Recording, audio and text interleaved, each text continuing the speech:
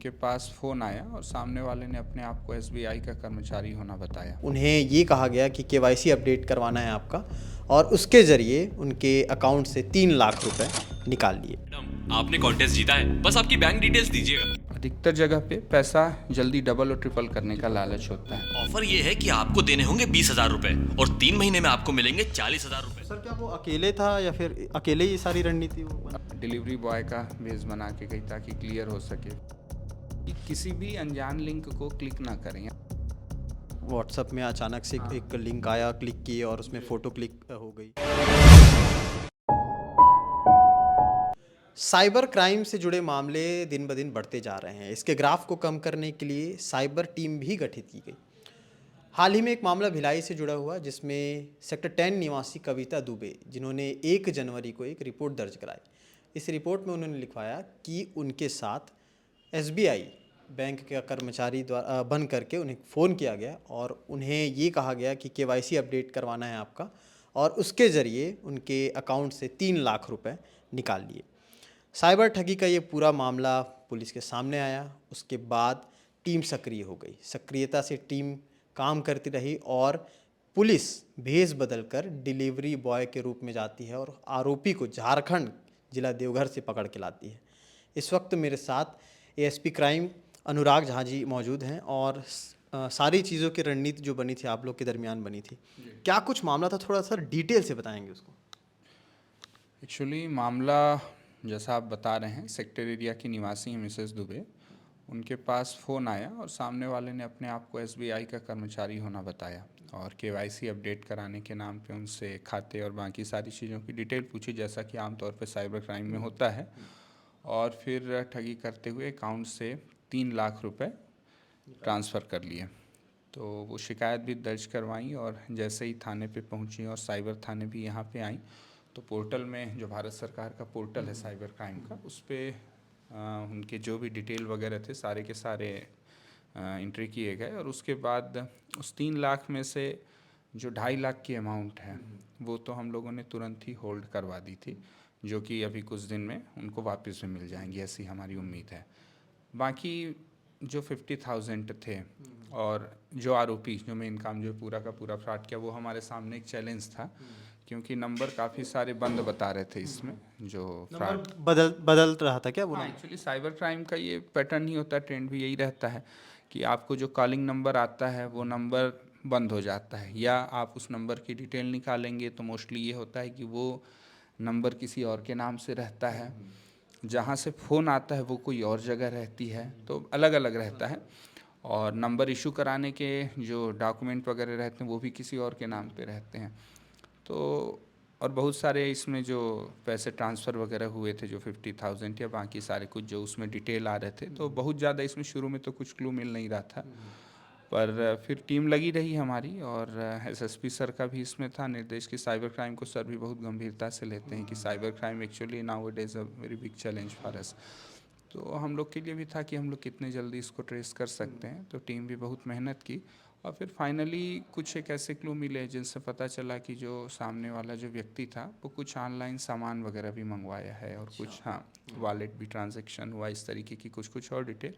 तो ये एक हम लोगों को लगा कि अगर इसको पकड़ें तो आगे जा सकते हैं, तो फिर इसी कड़ी को पकड़ते हुए फिर धीरे से पता चला कि हाँ, सामान भी मंगवाया है उस अमाउंट का जो 50,000 हम लोग बात कर रहे हैं फ्लिपकार्ट के ज़रिए। और फिर बाकी सारी कुछ कुछ और डिटेल सामने आती गई, तो ये पता चला कि जो आरोपी है वो देवघर ज़िला जो है झारखंड का, वहाँ के आसपास का होना हमको लगा। तो कुछ और हम लोग एनालिसिस किए, उसके बाद फिर जो थाना भिलाई नगर और हमारी जो क्राइम ब्रांच की टीम है, ज्वाइंट टीम बन के भेजे वहाँ पे हम लोग। हाँ, सब इंस्पेक्टर उसमें ठाकुर भी थे और फिर हमारे क्राइम के भी लड़के थे कुछ कुछ, तो वो सब गए वहाँ पे और टीम कुछ दिन तक रुकी। 3 दिन लगभग वहाँ पे रुकी थी टीम, 3 से 4 दिन पहले जाके, क्योंकि क्या है, जब आप दूसरे स्टेट में जाते हैं तो अलग चैलेंजेस रहते हैं, वहाँ पे कितनी हेल्प हमको मिल रही है नहीं मिल रही है।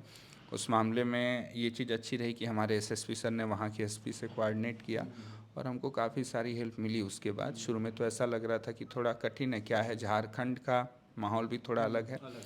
वो जो गांव था दिली पत्थर करके जो गांव है जहाँ पे पता चला कि आरोपी रहता है, वो गांव भी थोड़ा सा नोटोरियस टाइप का गांव पता चला हमको अपने जानकारी में।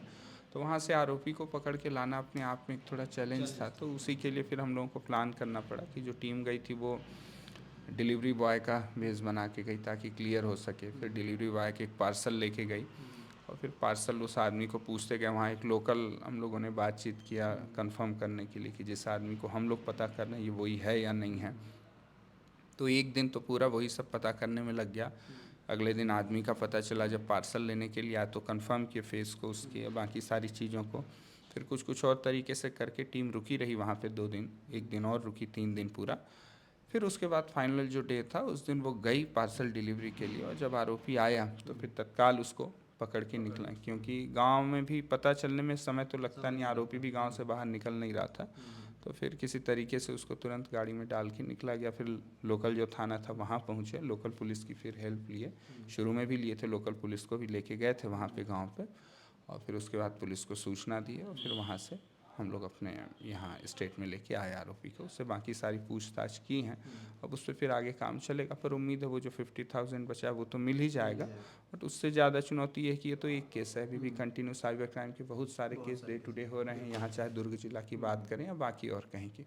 तो वो एक इनको पकड़ना, क्योंकि साइबर क्राइम ऐसा है कि आपको पकड़ने में भी बहुत समय लगता है, ट्रेस करना है कि छोटे छोटे क्लूज़ को। तो सर क्या वो अकेले था या फिर अकेले ही सारी रणनीति वो बना रहा था? अभी तक तो उसका अकेले का इन्वॉल्वमेंट आया जो है, लेकिन ये हमारा मानना है कि अकेले तो किया नहीं होगा, उसके पीछे और लोग भी होंगे। तो जितनी जानकारी हमको दिया है हम उस पर भी वर्कआउट कर रहे हैं ताकि उसके पीछे और कौन लोग हैं उसका भी पता कर सकें। सर आजकल ना वो हनी ट्रैप वाला मामला भी बहुत आता है कि व्हाट्सएप में अचानक से एक लिंक आया, क्लिक किए और उसमें फ़ोटो क्लिक हो गई, और उसके बाद उसको लेकर के थोड़ा सा हमारे जो दर्शक हैं उनको बता दे तो।